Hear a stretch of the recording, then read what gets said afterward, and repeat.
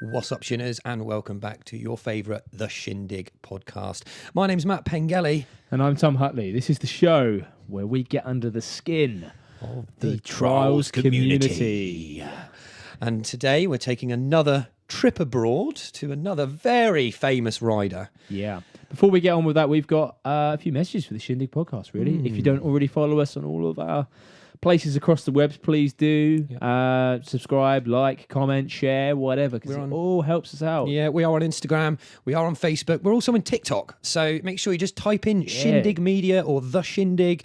Google it. You will find us. The SEO is doing a fantastic job. So please make sure you're following all those socials. We're a small sport, so any little contribution, sharing really, really helps out for that. And one of the best ways to do that as well is if you head over to shindigmedia.com, you can buy our merch. Our specially hand-curated, made in England merch. And of course, no, that's just a lie. It's not made in England. It's made in Britain. It's made in Britain. Oh, yes. No, it's made in the UK. Yeah, it is made in the UK, specifically Scotland. Scotland. But yes, so please, guys, make sure you do go ahead and watch our vlogs as well. Subscribe to our YouTubes. It all really helps. Today's episode. Oh, it's a good one. The Dutch powerhouse, Rick Koekoek. Talk about why he's only ever ridden a 20-inch trials bike. The time when he nearly could have gone to prison. In China. Yeah, he nearly went to Chinese prisons. If it had done a certain action, yes. And how he lives in a cabin in the woods. How did this happen? That's like something out of a film. He literally lives in the middle of nowhere in a wooden cabin. I was surprised he even had internet for our podcast. Yeah, it's pretty good in there. Yeah, it was actually fairly soon. So we won't keep you anymore. Thanks, you guys, again, and let's get straight into it. Mr. Rick Koekoek, how's it going? Yeah, good. How about you guys? Yeah, man. Loving life, man. All the better for having you on. Thank you for joining us. A little bit excited. Yeah, this was something that we're hoping was going to happen with most of our guests. But how are you doing, Rick? You've been like under a rock for a little while. Well, apparently, because you guys are like, where is that guy? I'm still alive. I'm still alive and kicking. Actually pretty good. Staying healthy, keeping busy. Oh, definitely that, for sure. I know that. Go on. Yeah, no, I haven't stopped doing any sports or those kind of things. And so many things have happened, like after I chose not to ride trials anymore. So this is a big question. That's what I'm going to dive right into. So have you still got a trials bike? Do you not ride trials anymore? Or well, I swapped my trials bike like about 1.5 years ago for a mountain bike. So I was actually never, like, during trials, I never rode mountain bike. Like, I didn't even know how that thing would work. So it has wheels and handlebar but suspension as well. So it's like, okay. So back then I always said like, no. I want to be more specific, like in my trainings, like to if I want to do trials, I do everything on trials. So I swapped to mountain biking. So I cannot help it. The gene pool is still the same. So if I see in the woods, for example, some log lines or some rocks or anything like that, yeah, you will find me on top of that for sure. So, but yeah, no, I still have a trials bike for sure because I used to build my own frames, and I just recently in Finland I rode a little bit, and apparently it's still possible to ride a 20-inch. So I could still fly, so that was not too bad. But I seriously, up to that moment, I didn't touch it for 1.5 years. Wow. So it was a long time without Charles bike. So many lines of inquiry here. So what made you just... People haven't seen you. I mean, go watch. Yeah, I think. I know. The last time I saw you was at the London Bike Trial Battle. We're talking like 2018, maybe. Yeah. Yep, 2018. And from then on, I actually never saw you after that trip. Was there like a turning point where you found, because you broke records that week, 2 records that are still you hold. So, well, for the listeners who don't know who you are, Rick's holding the world record for the largest side hop over a bar. I believe that's still true. Yeah. The And largest bunny hop gap, yeah, basically. So, and also the bunny hop gap, which was back in 2018. You can go watch this video on YouTube. So at that point, then that's quite a significant achievement for you, Rick. Where was the turning point? You felt, oh, I'm not sure about trials then. It was not necessarily trials. It was more competing. And for me, like after all those years competing, that year, like 2018, was an interesting year for me. I had a divorce, like actually 12 weeks up front of the records that I set together with you. Yes, yeah, that And was so basically what happened, my body broke down like 2-3 weeks after I made that choice. Like, I'm not gonna stay in this house. And so I had to actually put up a goal, like in the future, like, fuck, how do I gotta get myself out of this hole? And so I was like, okay, I'm gonna set a world record. I don't know how I'm gonna do it, but at that time I could only move or ride my bike for 15 minutes, and I had to rest 2 days. So yeah, so I wow. was like, So 15 minutes of riding, 48 hours of rest. That's like how a Mini Cooper works in the UK. Go on. But anyway, so I dug myself out of it because I had a perspective like, okay, that's the direction I want to go. And at the same time, I've had so many good years, like in trials, in competing as well. So I came to that point. It was like, okay, I have to make a switch, and I was already doing so many other things in my life than only living in Spain, for example. What I was doing for 5 years.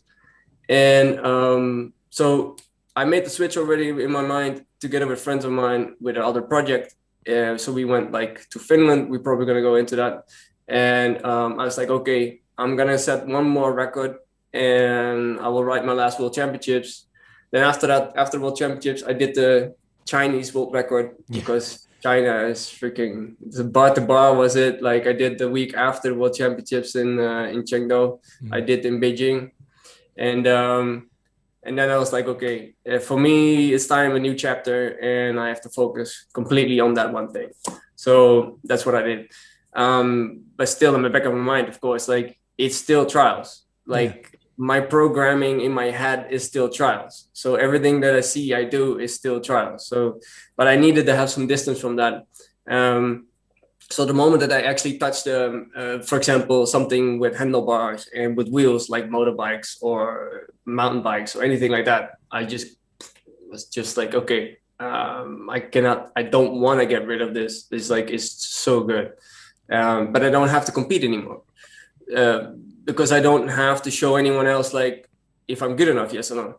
So that was my struggle a little bit because I didn't notice that I was in that loop.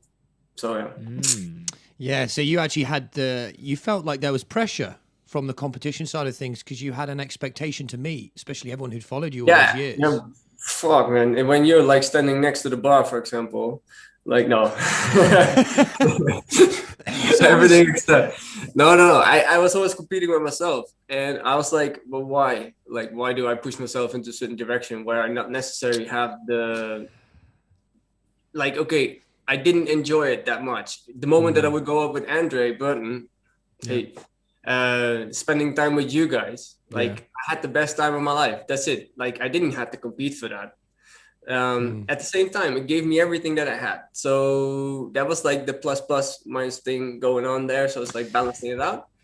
And so, for example, I saw some video that you guys posted up from a guy called Dan, like riding some crazy reels, like some 20 years ago video, like but never released. Like I was like, this is amazing. And actually that kind of stuff actually made me think at one point. I thought like I had to compete, and Greg Scott, of course, those kind of things. When I saw those people, I was like, wow, but it was not in competition. So the thing was like, I'm originally from Holland, and there were no riders, like no one. So the only way to actually meet riders was at the competition. So I would ride on the streets here in Holland, and then it's just like I had fun, and then I go to competition to see if I was good enough. Whatever the result would be. but I mixed it up somehow. And in the end, I was like, hold on. So I started doing things with Andre in Bristol, riding rooftops, riding like fun lines. And those things actually gave me so much joy, like to do that. And I was always looking forward to those kind of things, to go, for example, to Portland, like ride like massive rocks, like, but I seriously like, yeah, okay, it's cool, like at the seafront, but let's go to the freaking boulders, like somewhere stacked up in the middle of that little island. So being like 7 meters up, jumping gaps and stuff, and I was like, that's seriously what I want. So yeah, so parallel on the competition side, like even though, like, of course you get certain results and that's fun, that's good, and you have times that's a little bit less, it's part of life. But then, for example, I started riding monuments, or I started riding Montserrat, like the Stairway to Heaven video. We were gonna mention that, but if anyone's not watched that, it's just gives you the heebie-jeebies. It's tell us a little bit more. So of course, like, because I've been training so hard, like for being a better rider in competition, so it turned out for me like, okay, I skip a little bit back. I started training in Barcelona after I was with Serge for 5 years in south of France. So I learned a lot from Serge Fossard. So for competing was really good. Then after that, our way split it, still best friends. Then I went to Cesar, to the freaking jefe, how they call them in Spanish, like the boss. And he just freaking put me on a training schedule, and he was just like, okay, this week we're gonna have a look like how good you can ride, like what your level is. And I was like, okay, cool, let's do it. And we were like half an hour like in. an assessment. Yeah, it's seriously like that. And I was like 30 minutes in, and I keep in mind, at that time I was third in the world, and he was just like, yeah, you can stop. And I was like, you said what we had a week. He's like, no, I know enough. And I was like, what you mean? Like, you can continue riding if you want, no problem. But tonight you're gonna ride with the kids. And I was like, nice. Okay. Okay. I was like, I'm open for ideas. Like, bring it on. Like, what are we gonna do? So what happened was that he showed me, okay, we have to go back to the basics. So basics. So I started riding with guys from 10 years old, and they beat my ass like big time. We know too much of this, Rick. You seem to be adopting some English traits, coming out of by street riders. You can do a big move, but the small little rocks. Carry on. Yeah, exactly that. So for me, it was like I could gap like 3 meters easily, do like 1.50 meter side up, like bunny up it, like no problem, it's okay. And then there was like a tiny freaking rock, and the freaking Spanish kids would go like, hey, they turn and they go back, and I'm like, you motherfucker. Exactly that. yeah. So I was like, okay, nice. So I was like, okay, let's work on this, see how quickly you can actually learn. Because he thought that I was like, because we didn't know each other that well in the beginning, of course. So he thought I was like a rock kind of guy, like wanted to go hardcore and party and do all those kind of things. Yeah. But yeah, me a little bit. I'm like, I don't know. Like somehow I'm not made to do those kind of parties. I can do different kind of parties. But it's like they're more on the side of sports. So I'm like, okay, bring it on. So 1 month later I came back and I was like, okay, try to see what actually my level was at that given moment. I was like, equal-ish to the kids. So I was like, and he looked at me and was like, okay, I like this. So 2 months, 3 months, okay. So I passed them, and I was like, okay. He told me, okay, I can do one thing for you. I have a book with a lot of information. It's like a cooking book. I show you all my recipes. For bikes though, right?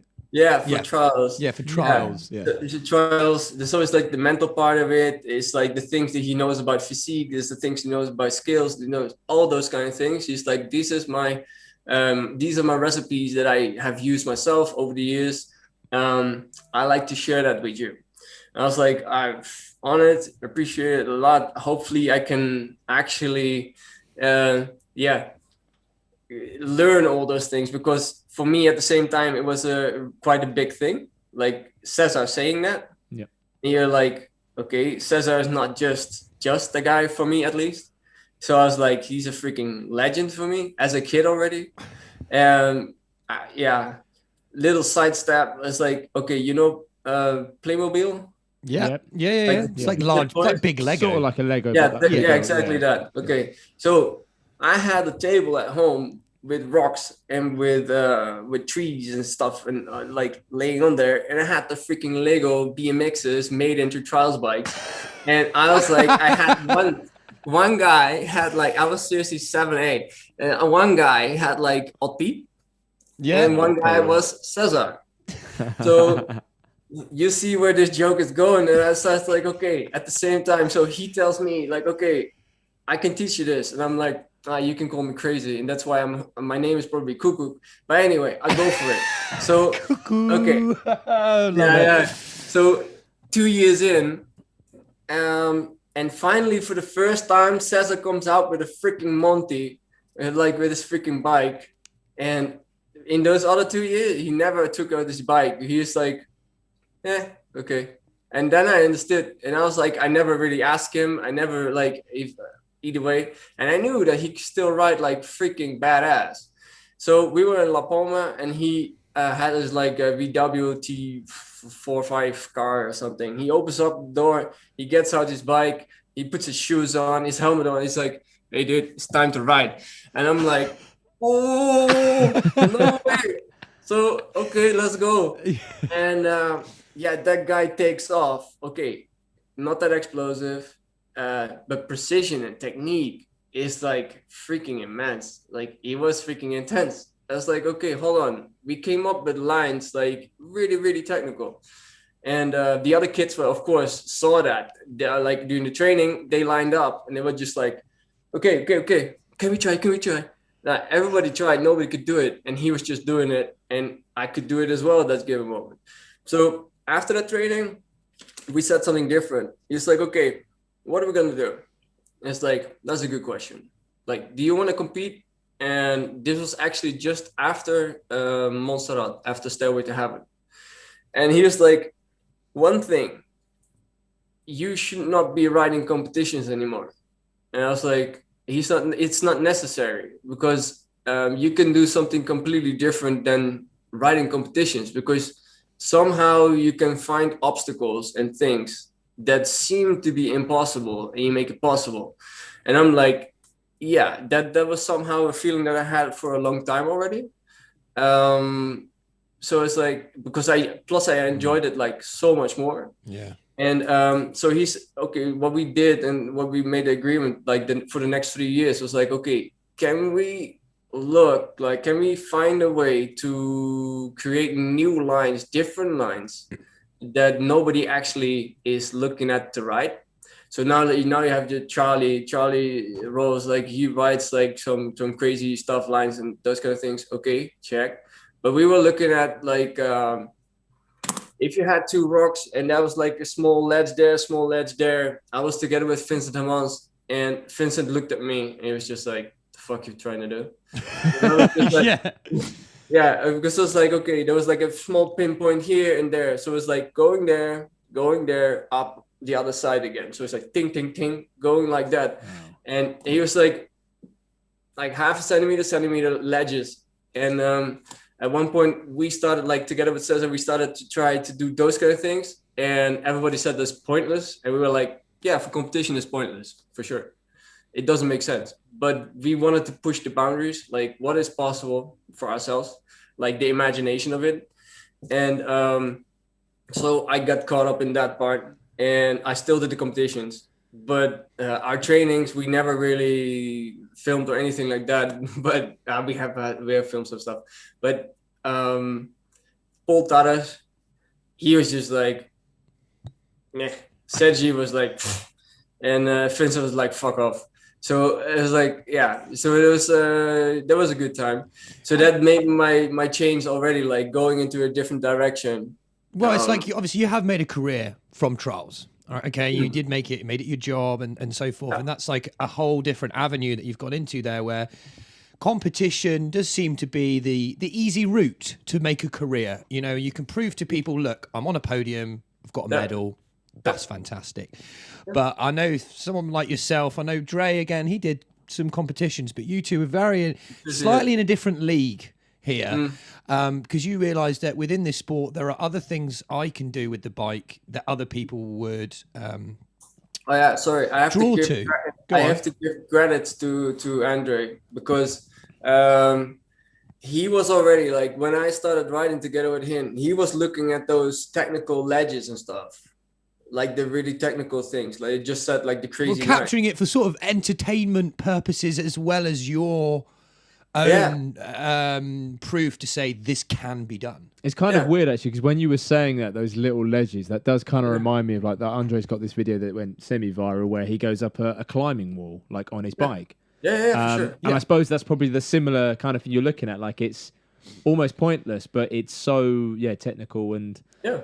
And I think you guys were pushing the sport to different areas. It's all good about the competitions. That's fantastic, and people make gates. But things like, I'll use another example: the Wall of China.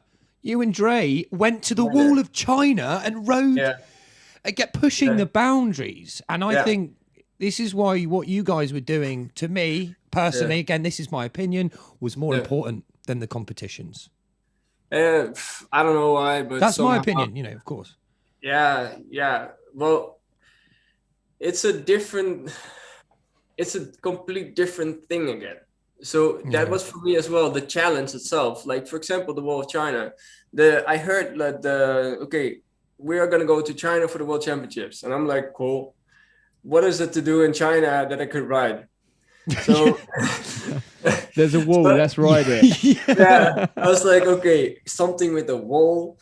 And anyway, so I actually, a year up front, I started researching like what is possible. So could I go there, just wing it, like go into the wall, do some stuff there, film it, maybe have fun and go.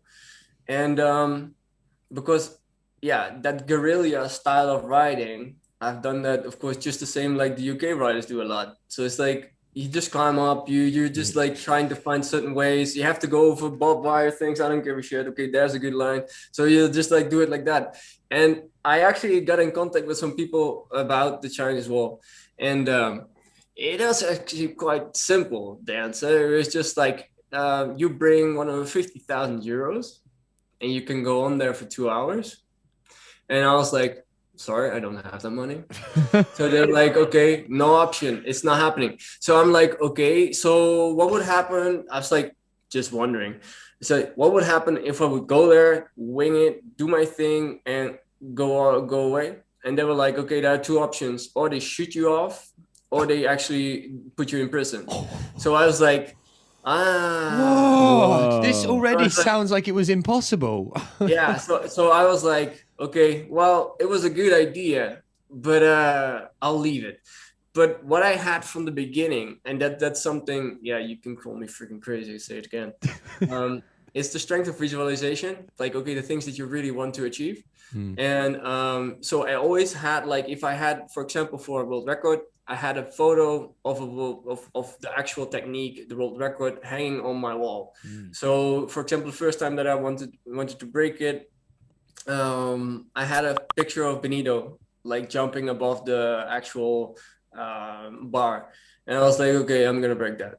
And so every single day I saw it again, so I had to think about it, and I actually went through the process, like how to actually what I had to do to actually achieve it. Same thing with the Chinese Wall was that I had just a picture there, like printed out, like next to my desk, and I left it there. So I was like, okay, so this is not happening. I'm just gonna go to China. Maybe I'm gonna ride some skyscrapers or something. Maybe something cool like that. And what I did in the end as well. So, but what happened was I always chose to go early to competition. So I chose to go early to China. So I was together with Kenny. We were like in the same hotel. I was the only Dutch rider, and they were like the Belgian team. And so I hooked up with them, and we had a good 10 days up front already. So that was like a press conference, and we had to do a small demo. And so we did that. We had some talk with some people there, with some media. And after that, okay, went into competition. I blew up the competition. It sucked for me because we had like the new rule system and everything. And Was I it was the like, positive scoring system, you mean? yeah, I was like, sorry guys, this is a bad copy of the London. Yeah. Yeah, absolutely. Yeah, they Dre did it and, first and then they copied it. Yeah. Yeah, but it was a bad copy. Sorry. Right. I cannot. No, you say, hey, this is your chance to speak, man. Of course, yeah. Oh no, but they know from me because I tell them. So, and I know as well that not every single UCI official, they always agreed with me because I always spoke out. I think that's healthy, though. Good for you, Rick. No. Oh, Yeah. I don't give a shit. Yeah, So of course. No, but anyway, so what happened was that I had time during finals. This was one of the first time ever that I missed a final. So I had time. So like, okay, looking at competition, it's like, what's happening? And then somebody came up to me. It's like, hey, from the Chinese television station. They're like, I'd like to do an interview with you. Do you have time? It's like, yeah, no problem. So I did some interview there. And then the lady that actually interviewed me asked me some questions. She said like, okay, what kind of riding do you like the most? It was like riding over obstacles that's like uncommon to ride. And after the interview, we spoke a little bit, and then she was like, hey, if you would have the possibility to ride the Chinese wall, would you do it? And I'm like, from the inside as a small kid, of course, like this picture, I had that, like that. Yeah, like, that's so good. No, and basically, and I'm like, yeah. If the possibility is there, I probably would do it. And she was like, okay, I'll call you tomorrow at 12, and then you know if you go or not. If you go, you will sit in the plane around 4 or 5 tomorrow. So I was like, okay. So what I did that same night, I was like, Dre, fucker, where are you at? Yeah. He's like, where in China are you at this moment? And he already flew somewhere, I don't know where in China. And he was like, what? We're going to a Chinese wall? It's like, yeah, let's go. And he flew back. So he was like, yeah, but I got all my stuff in your hotel room. Like, yeah, I'll bring everything. Like, I had to bring like, I don't know how many bags, like in one little taxi. And because Dre was going back and forth, so how Dre does things. Yeah, we know how he runs his life. How he runs his thing. So it's like, okay, I'll bring everything. So so basically, okay, let's meet at the airport. And so that was the plan. And then at 12 o'clock the next day, she actually called and I was like, yeah, you're gonna go. So okay, cool. So awesome. Yeah. So straight away, I got all the stuff, went to the airport, and Andre, he landed, and then he could go from gate to gate straight away into the next plane. We met and we flew to Beijing. So Well, that sounds exactly like Andre's life. Just straight out of one into the next. This just works. Like, oh. So you've left this gate. Please go to another gate. Yeah. That was basically what happened. And so then at the same evening, no, the next day, we actually had a moment that we could have a look at the actual wall. Were you like escorted up there to a certain area that was closed off, or did they? Yeah. We had like that same lady came with us, and so basically after they must have paid the money for that though. What did you say? It was 150,000. Seriously, man. 150,000 euros. I don't even want to know. Like, if it was a secret agent or something, I don't know what. Like, but it was a serious, crazy. Oh man, I spent more time in China after that. It's a different story. But this was like, there was like the whole wall is seriously old, and we drove up like to a big fence, and it was like, okay, you can use today this part of the wall. And so she arranged as well some camera guys with drones and everything, so that was really nice. But then we had to sign off something that we couldn't really read. God, you agree with something, you're like, I have no idea what I'm No signing. bash plates on the wall. Yeah. If your pedal hits the wall, you'll go to prison or something. Yeah. Well, we actually have like footage, like no, I'm not gonna go into that. But anyway, so We'll leave that for off air, perhaps. That's the Go on. private video. rocks flying everywhere. Like anyway, so yeah, so basically we signed it. I was like, and we both like, yeah, fuck it, let's go. And so we did some writing there. It was actually, it's like unrealistic. It did, yeah. Nice spot to ride. But yeah, then afterwards, if you get away from there and you look at the footage and everything, then it starts to actually get in your mind, like, hold on, what we just do? It's like, how old is this? Is this actual, this thing? It's like some rocks actually went off. It's just like, and that freaking wall, seriously, like, I don't know, you probably have, yeah, you've seen the video.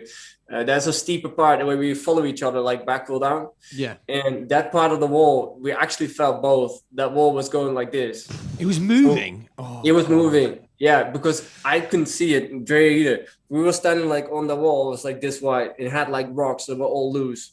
And so basically lining up, like, okay, that would be a cool shot. The drone could see it on the side. There's like a freaking big crack like that.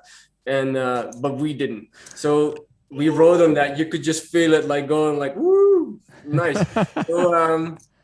So yeah, that was not too bad. What I love about that is that the Great Wall of China kind of, that is like the top of the game, really. Like it transcends everything. There's only a few like sort of sports people that have ever done that. Like there's the famous skateboarder like Danny Way who jumped. Oh yeah, and there's BMXers that have done it as well. So instantly, it's like, okay, this is the sport. This is how good we are. To be here doing this then sort of demonstrates how good the sport is. And well, and like you say, for yourself and Dre, must have been experience of a lifetime. You couldn't have picked a better pair to get on the wall either, personally. You guys were always killing it. You seem to love our way of life on the trials bikes over here, Rick. I know you spent a lot of time in England, didn't you, really? You come over here just for a week, for a few days to ride with Dre, and one of the only other competitions I know who absolutely loved a good street session, didn't you?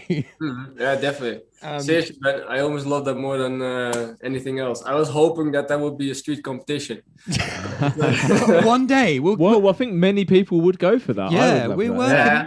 Maybe we had a there. concept going at one point, but hey, some things don't happen. So yeah, the Chinese wall does, the street competition hasn't yet. So what I also love about that story as well is like you said, that power of kind of what people do, this positive visualization, you know, where you actually said, this is my, and I don't care what anyone says about this, because clearly it does work, because obviously the whole time when she's talking to you, you've got this kind of desire inside that you've been manifesting and building up for months and months. And then even if only little things trickle into that conversation, she'll then pick up on that. And then obviously she did, obviously something happened. Yeah, I would definitely attest to that. That's definitely how, you know, would have played a part in how you got on that wall, definitely. Yeah, it's the same thing with you guys doing at this given moment. Because it's like, okay, I'm not going to be spoiler alert, hopefully, but somebody contacted you and you probably had in the back of your mind already, like, okay, hold on.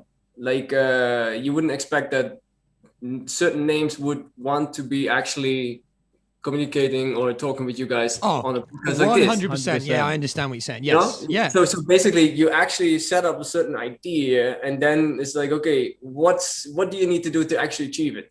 And it's the same thing with the podcast. It's the same thing learning a side up. It's the same thing with I don't know, like for me going to Finland. It's the same thing like with the Chinese wall. So yeah, and after that, I was like, okay, cool. I want to ride skyscrapers. So yeah, I want to do even crazier shit, right? That just gave you the bug. And it was just like, I'll do that. But here's another thing that's interesting. Obviously, like most, I always seen you as Dre. You always did come as a pair back along. I'm sure Dre's going to be feeling all nostalgic. I know he's going to be listening to this one all the way through. What's quite interesting that I found is you both rode completely different bikes. You know, I resonate with someone who rides a similar bike to me or similar size. You've always been on 20-inch, Rick. Is that true? Did you ever go 26? Did you ever plan Yeah, to? What? I destroyed Wesley Belay's 26-inch bike. Well, can you talk us a little bit about that? Because you're one of the few riders, Yeah. maybe like Benito. And also who for our always- listeners as well, can you tell us how tall you are? I'm actually not that tall. Oh, yeah. I'm average in Holland. So, What's the average in Holland then? well, the average in Holland is 186, 187. So I'm like 86. And so, yeah. What is that? You'll have to get because Yeah, everyone you here have is going to to be go- like, "What is just?" And the same thing with stone stuff that you guys have. I don't know my weight. Like when I was riding, let's say 2010. So 186 centimeters for the listeners is 6 foot 1.2 inches. Is that it? 6 foot 1. Yeah, 6'1". I'm All right. tiny. You're not that far off. I'm 5'10". I was like 2 Yeah. inches more Yeah, than but me. 6 foot's pretty. 6 foot's like All right. the tall category of people, you know. He's just got bigger muscles. We'll go with that. That's where the weight's coming from. Yeah, well, yeah, that's what I want to say. Like in 2010, for example, I weighed in on 97 kilos. Wow. Whoa. Yeah. That's So, and then basically that was before I started working with Cesar. So okay. the only thing I could do is like go forward, go sideways up. That was like gap forward, sideways up. So I used like 80% of the time I used those techniques. So to actually solve my problems in the competition. Just to drive through it and power through the gates a lot of the time. Yeah, that was at that time was my method. It was like not really efficient, okay, but yeah. It worked, right? In Spain, I would lose everything because there was like more technical stuff coming up as well. So I was like, hold on. So Benito, he beats my ass like so easy. And I'm like, okay, so what is he drinking? What's his potion? So yeah, that's why I went work together with Cesar and changed completely my whole thing.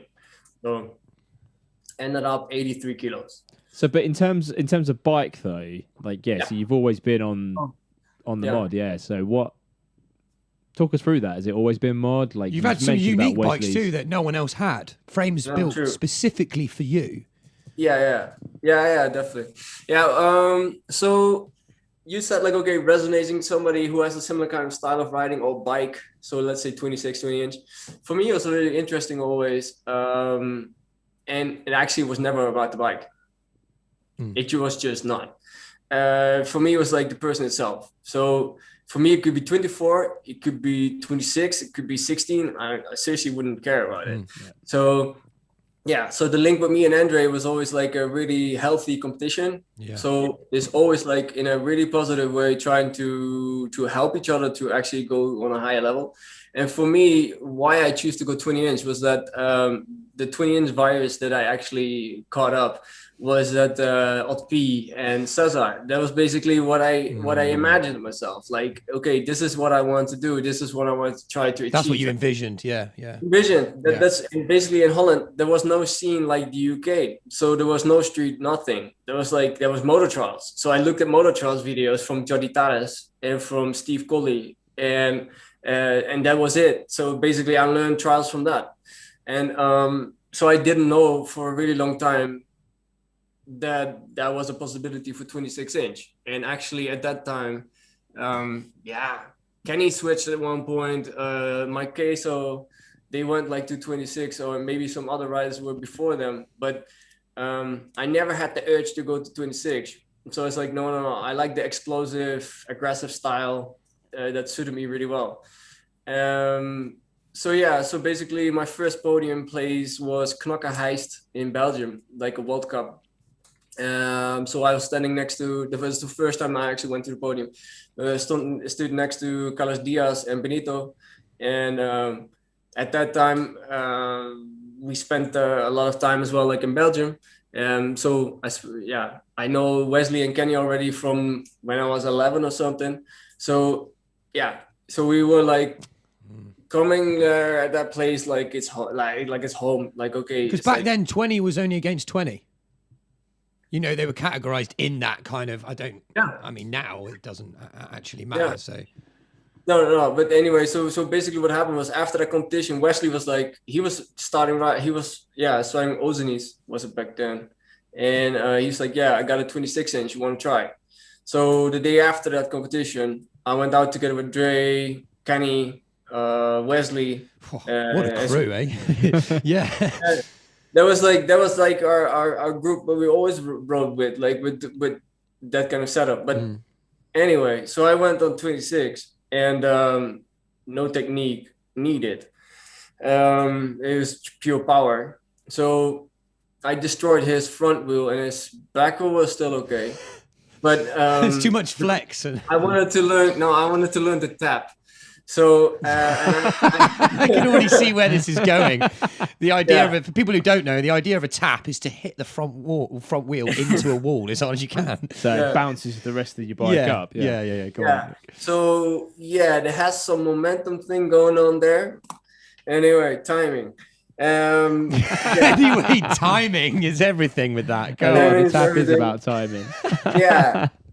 So I plowed it into a wall. And anyway, that wheel that was not that well anyway. It was a little bit crooked.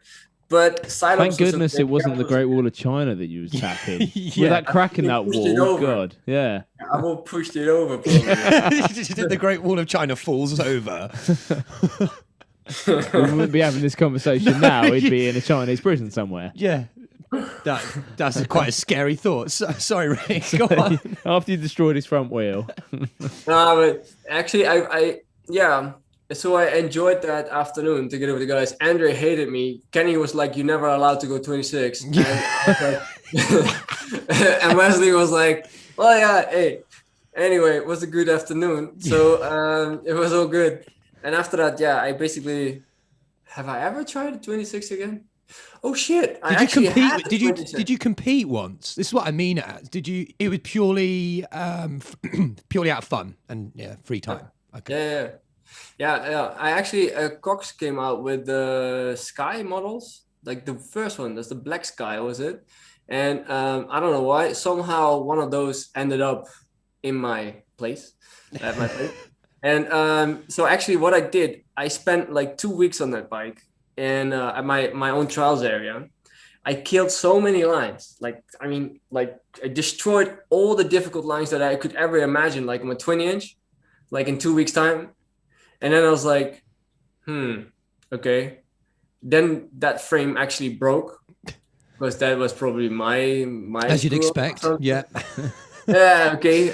No technique at that moment, and so I went back on my 20-inch.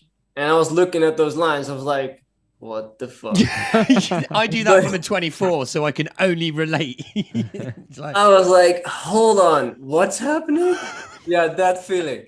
I was like, I don't know. So it took me, for some lines, it took me 2 years to actually get there on the 20-inch. Wow. And, but yeah, it was a good thing for me to actually push and progress my level. So why didn't that push you in the direction of going, oh, wow, I've just gone this much bigger, in size. Why didn't you stick with that? Because he wanted to be with the Spanish riders, riding 20.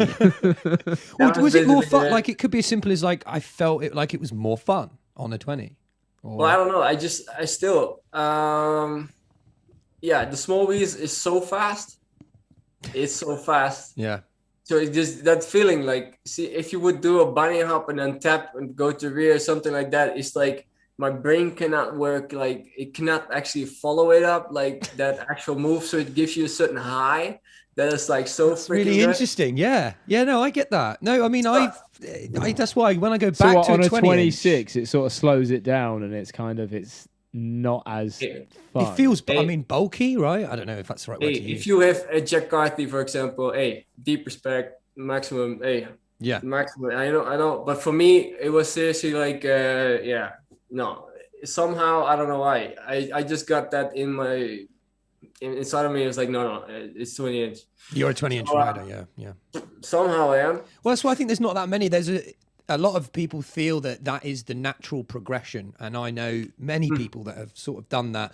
But that same thing that I feel, like yourself, there are a few riders who just stay on a 20, always be a 20, and that way it's almost that bit more impressive. We had this conversation a few days ago. And I had to ask Ryder, go, he was following Sam Wheeler and doing everything Sam Wheeler was doing. I go, okay, here's a question. Was he riding a 20-inch or a 26? Oh, a 26. Well, I'm just not that impressed. I was like, he's keeping up with this guy. It's on a 26? Yeah. That's okay. I know. So I could be biased again. I just feel like it looks more impressive on a 20-inch. That whole idea when you say it's faster, it's quicker, it's whippier. Yeah. But then at the same time, the question that you just asked as well is like, okay, how tall are you?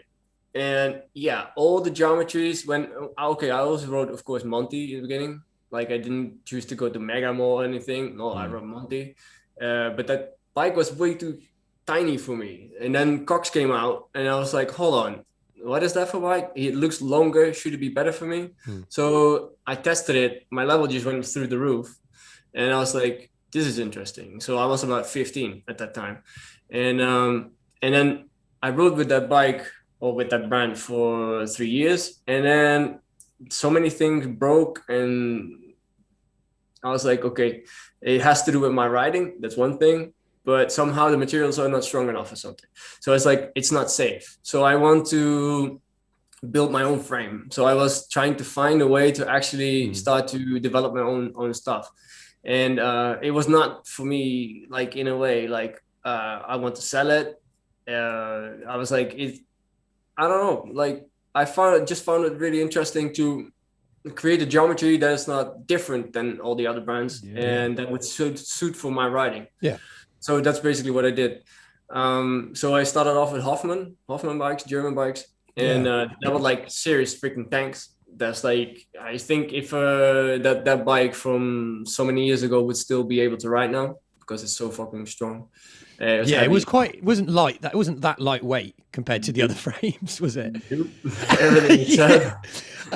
It was so, they had like the braking system in the rear. That's like they made brake boosters on top and bottom. Yeah, I'll try and put a link to this podcast so people can see that frame. It was very unique. Wow, I don't know. It was orange, wasn't it? I'm orange. Yeah, I've got it right. So we'll find it. And the first Hoffman Trials bike. Wow. Oh man, seriously, it was crazy because they actually made those two brake boosters, and in between they planted like the HS33 brakes.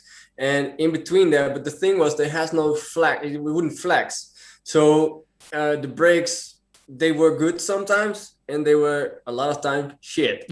So, so if you want to ride in the back wheel and everything like that, it was like not the best solution. But okay, so that progressed through. Like at one point, I was like, okay, I need to build my own. And so skip forward to my last bike, like my last geometry creation. So I took all the negative numbers that everyone would say like this is impossible to actually use to ride. So if you would say like really short chainstay, like really short, like okay, what would happen? Many riders would say like, yeah, it feels like shit because you just loop by, you cannot do anything with it. And like, okay, so I make the front longer. So the front part was a lot longer. The reach was like 3 or 4 centimeters longer than the usual 20-inch. And then you have, of course, like the head angle has a certain slack in it. So what I did, I made it really steep. So the wheelbase actually went like, like you actually keep like a really nice 20-inch wheelbase. But the thing is like the whole geometry thing. But first I had like the front part, I had the idea, at the back part, the idea. And there was some night, like at 3 o'clock, I had to go to the toilet, like had to take shit. And then I was like, hold on. So what happens if I put these two things together? Next morning, I go to the garage, like get my freaking flex out and all the stuff. Like, okay, let's go. We need to create like a steel frame. Let's see if we can make this, Mad Max thing happen. Yeah, Mad Max, I love that. Yeah. So together with a friend of mine, we built up like a frame. A whole bike was 12 kilos, and for testing the geometry of it. And I got onto that bike and I actually jumped minimal the same distances and the same height as I usually would do on aluminum. And I was like, I think we got something that maybe is interesting to make into an aluminum frame. So I did that and I gained like seriously like on my gap 7.5 centimeters. That's a serious amount in trials, really. 7 centimeters. For someone who's already like pretty big anyway. Yeah. So and on height as well, I had 5 centimeters. Wow. So yeah, it was interesting. So for me, it was like, okay, so now we're getting somewhere. So after the aluminium, I made it like actually in carbon, and I still have those frames, like the carbon frames with the geometry. But yeah, I don't know. Like many 26-inch riders actually went, like even Jack. He went on my bike. Vincent, Sergio, Paul, like any given Andrew, and they were just like, yeah, what the. If I want a 20-inch bike, there would be this one. Oh, nice. Because it feels like you actually can move, and it feels like it actually is possible to ride it, instead of like, because those guys came from 26 and they went back to 20. So usually it's like a freaking kid's bike, and it actually is. But yeah. So yeah, technically, right? I suppose it's like that's what the kids start on, that size. There's not much, you may change the stem. yeah. That might be about it. But yeah. So yeah, I still got the drawings and everything. So if anyone is out there who actually really wants a 20-inch, don't buy it from me. I'll give you the geometry. Yeah, that sounds pretty good. Well, moving on to that then. What? Obviously, you do still have your trials bike. Which one have you still got, by the way? Both. I got the carbon, and I got the aluminium one, because that's what I found out later on.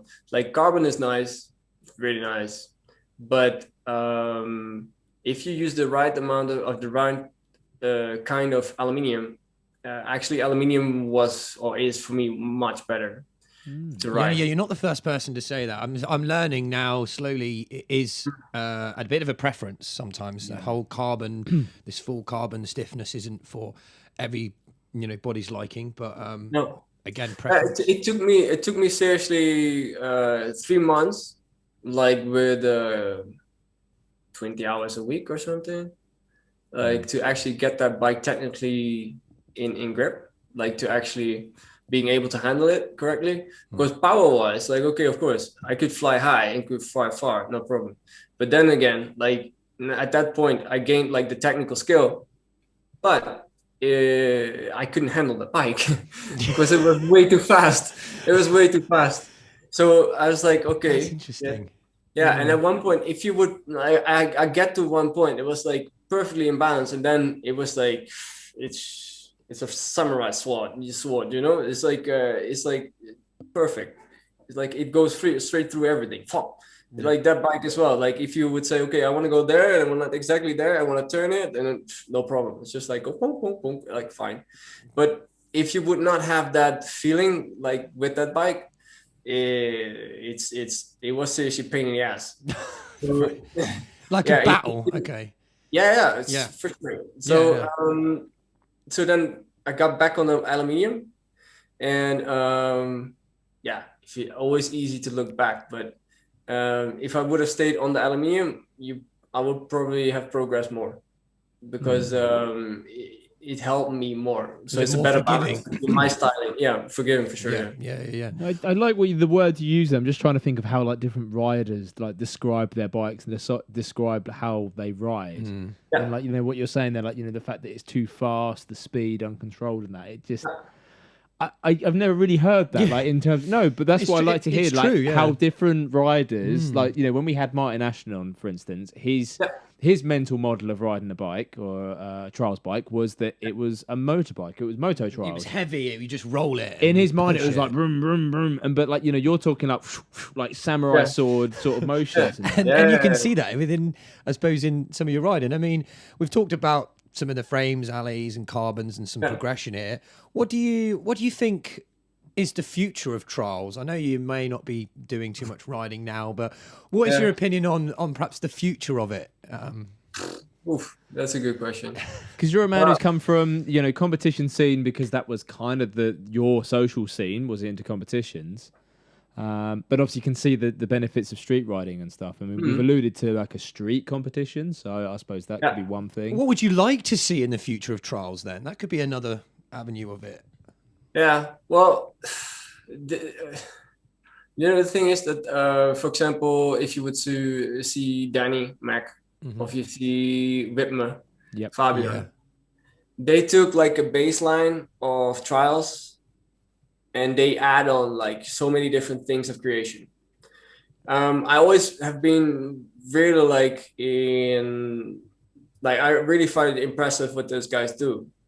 So that's a way of doing it, possible. Yeah. But okay, I know like trials is such a niche market.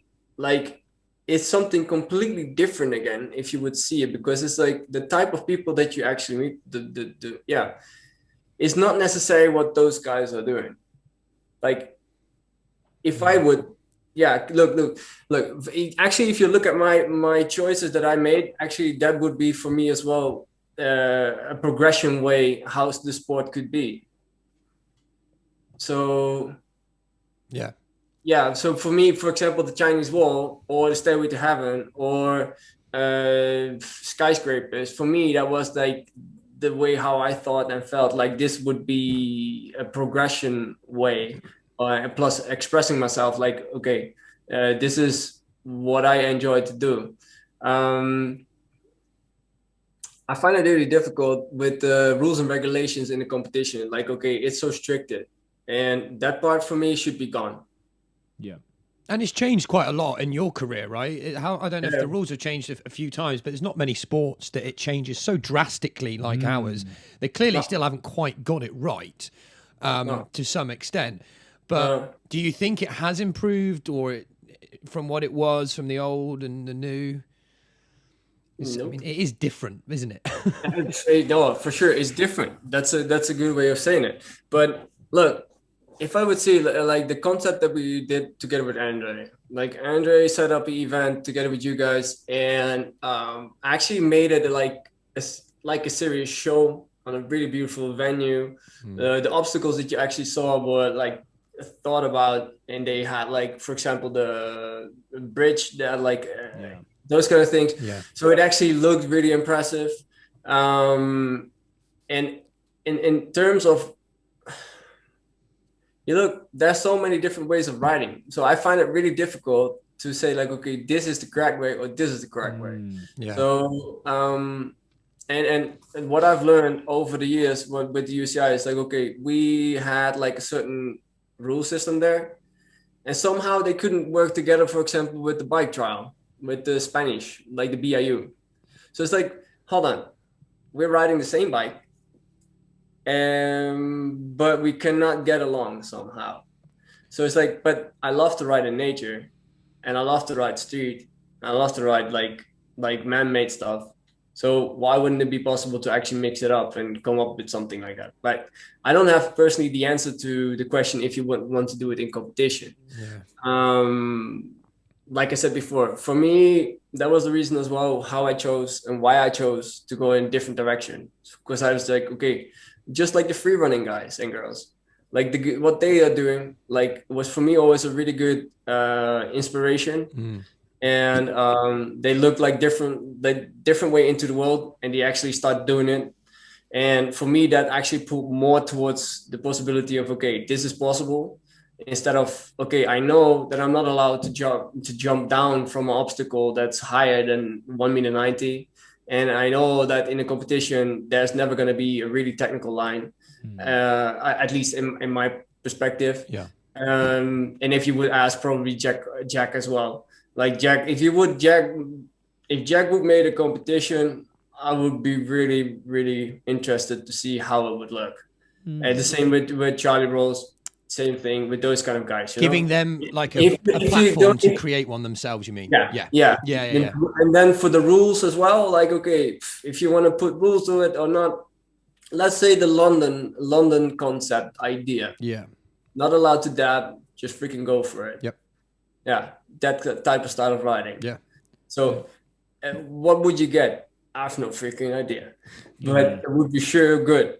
Only thing is like how many people can do it.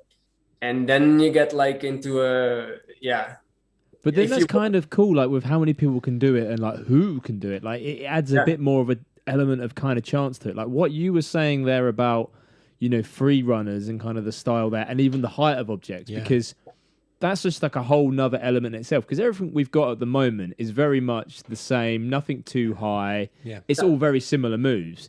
But if you add in a balance section, a really tricky sort of technical balance section. If you add in like a high section, you know, because then it's not just, it's no longer like, oh, okay, can Or you make also the move? more than one way. Can you make the move under the pressure of height? Like, you know, and that's kind of where the free running elements come into it, because what they do might not necessarily be difficult, but they do it up high, and then all of a sudden it is difficult. So, and I was thinking about the different ways, like you said, Rick, there's no wrong or right way for someone to go through this way or the other, but there's always one gate or whatever and so forth. And if it was more broader, you might see a different style and a different technique, and someone will take their way out. Like Rick would be like, well, actually, I'll just fully side up this to the top. Somebody else might do a massive gap to it that was there. So yeah, that concept's really interesting. Or Ninja Warrior on bikes. Ninja Warrior on bikes, That makes more sense to me. Yeah.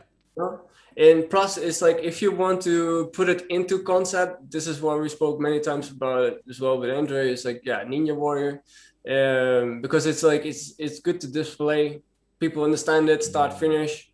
If you stop here, you get this far, and someone else gets a little bit further. The Japanese always did already in Itandori some not necessarily exactly the same style, but they had already some crazy stuff in there. I think that could be a really good one. It's like one of the, I think I've mentioned this before, but one of the formats I think for climbing when that came to the Olympics was that you, I think there's multiple because there's a formats. Speed climbing one, isn't there? There's speed, and then there's technical. But their one was like, how long can you basically go? Like, you're then decided upon if you're like the person who gets the furthest. And the same sort of like thing. Like an elimination style. Yeah. Well, maybe they could be. That's what maybe comps need, 3 different ways to compete. You go, all right, cool, these are the gate versions. This is the eliminator version. This is the endurance version. And then like a Grand Prix, you then see it and be like, oh, wow, this, you know, this person's doing better in this different area, results, this area. So we have to put some pen to paper here, really, and try and come up with some new concepts. But you are still riding a bike. You did mention, Rick, you're on a mountain bike now. Are you on like an enduro full sus thing? What are you riding? Yeah, well, okay. So I'm based at the moment in Finland, and we're like 50 kilometers from the Arctic Circle. Yeah, and so people who don't know, Rick lives in a cabin in the middle of the woods in Finland right now, like literally in the middle of nowhere. Wow. Yeah. Maybe you could talk us a little bit about that, Rick. Well, long story short, I had I met a guy, Marco, and now a really good friend of mine. And he's an inspiring guy, a like interesting guy. At that time he had a CrossFit box, and I started training at this place, and we started sparring, like beside doing strength, like, okay, what else can you do to actually make the human body, mind stronger, better for competitions or anything like that, try to push it in certain directions. And at one point we came into a situation like, okay, breath, like what you can do with your breath is like immense. Like many people don't really think about it, but like in stressful situations, like you will block. So basically you start to breathe like from your chest, or can you still get it to your lower stomach? Like if you're like, for example, on a skyscraper 275 meters high and trying to do a gap of 3 meters, and what happens in that freaking monkey brain? So what we did was that, okay, one evening we came out of the sauna and we were like, okay, how cool would it be to actually share these things with a group of people who actually are willing? And so that's basically what our idea was. And one little plus side was we want to do it where nature is still raw. So we came up with, let's work together with companies. So let's say CEOs from big companies, and let's do team building. So we don't like to play games at all. We were just like, we just want to have it real and raw. And so we came up with the idea. And back then we said, okay, now in 5 years, we want to have a group in Finland, like in the nature.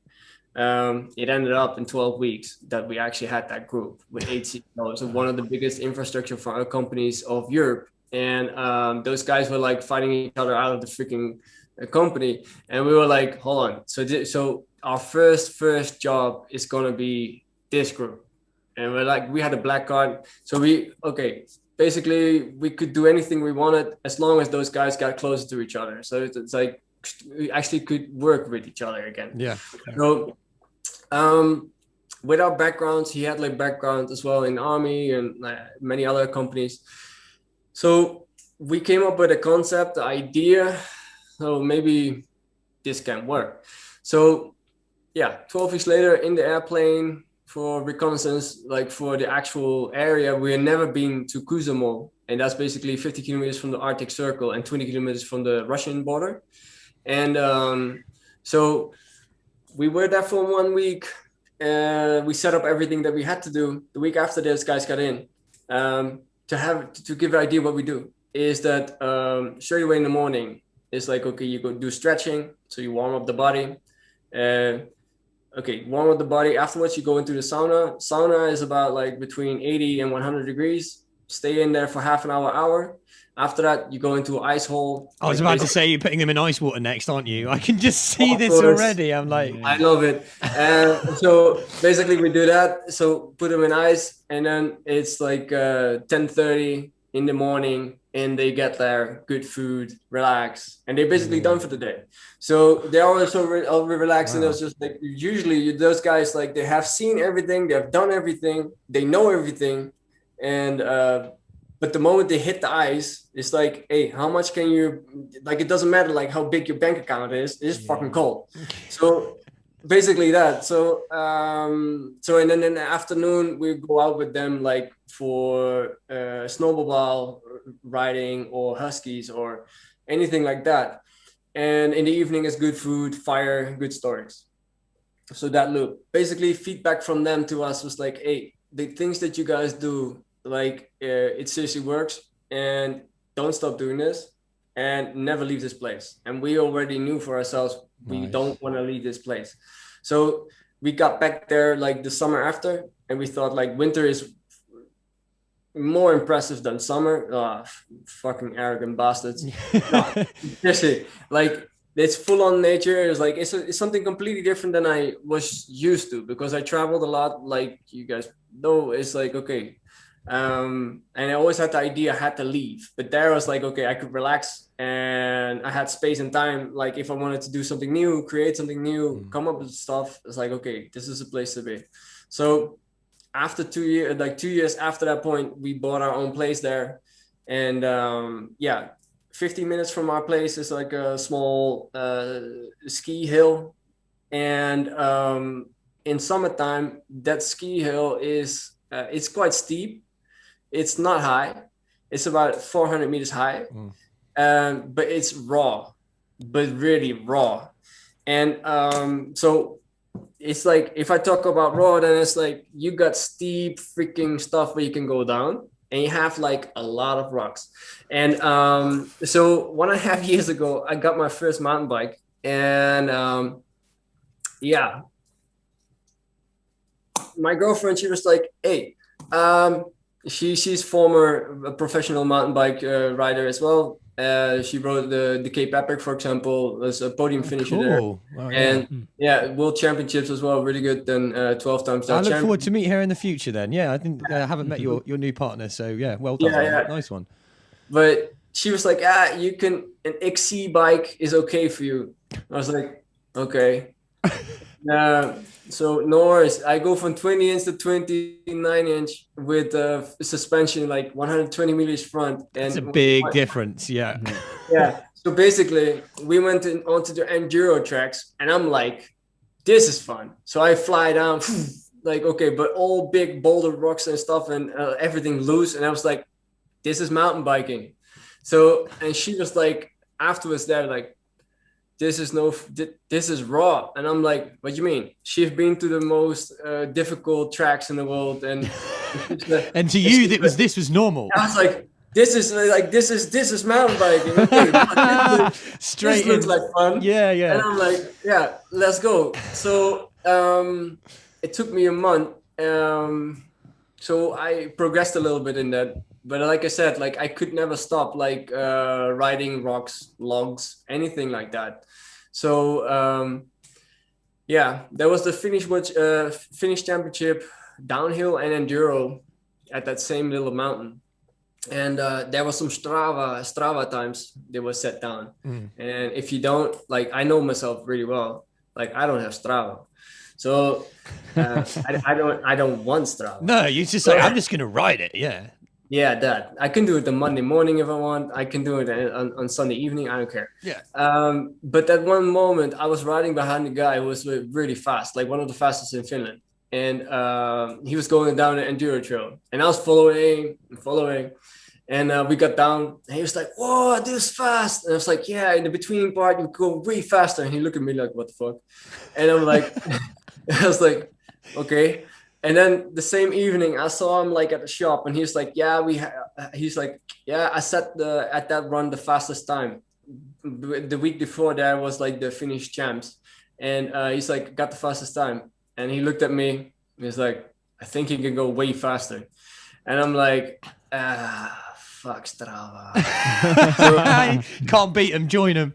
Oh, nah. So anyway, so yeah, I ride a bike like that on steep downhill tracks and technical stuff and jumps and flying and step downs, like from massive. I freaking love it, but apparently this bike is not made for that. But everything is still in one piece, so it's all good. So Well, it's half the sport of most things. It's like, yeah, if you have a bike, but at the end of the day, you can still try and do other bits on it and try and do all these tricks and so forth. So I find that hilarious. Yeah, of course, because like a novice coming into that thing, you don't know what's wrong or right. You're like, cool, I'll just roll down the hill. Yeah, because I got suspension and I got big wheels. So I'm used to 20. So in the beginning, if I saw a rock, I was like this, like a rock like this. Like, oh no. And I was like, it's like a carpet sailing over it. Like, so yeah. But yeah, somehow I cannot stop riding trials style. So, Well, it's engraved into you, isn't it? And it's part of, I feel like, it's kind of the part of that natural progression as most people are getting older. They're like, I have to move my body quite a bit to do big side ups. So I'll get an enduro bike and then do smaller side ups and make that look impressive. Hey, but seriously, like I said, just a few short while ago, when I got back on the 20, I didn't even want to measure, but side ups. I was like, I probably would. I hope I can do 120 or something. You know, like eight euro pallets, not the UK pallets, like €8 pallets. Yeah, like proper Euro pallets. Yeah. Yeah. And I'm like, but I ended up like going above 140. See, it's still probably because you're lifting up a bike that obviously is bigger, it's heavier. Then you get on that smaller bike and you're probably forgetting. You're like, you continue floating up. You just continue. So yeah, somehow it's still there, but part of what we go next on the Shindig podcast is we have our quick fire round, and that'd be quite nice to understand. Yeah, actually, we'll make it a quick fire too. I think I know some of the same answers. Questions. We always ask the different people, and it'd be interesting to see where you go with this. So first of all, Rick, where is your favourite place in the world to ride? If we could put you anywhere, I want to write it down. I can tell them already. Yeah, shall I guess? Yeah, you tell me if you're right. It's Portland. Fuck. Yeah, why? Hey! Well done. Yeah. Yes, sorry. Chris Jackson's calling us, trying to interrupt us. Yeah, I knew it'd be Portland, mate. Every time you came to England, you know, you obviously met Dre quite a few times. I had a good relationship with him. Yeah. You were always like, I can remember being in Bristol and he'd just be like, oh, fuck this. Let's just go to Portland. This is crap. There was always... Go. Always, all day, every day. Yeah, for sure. Like, it's endless possibilities. And plus it's just big, and I love big. So yeah, big moves. And would you go there on your mountain bike now? I don't know, probably, yeah.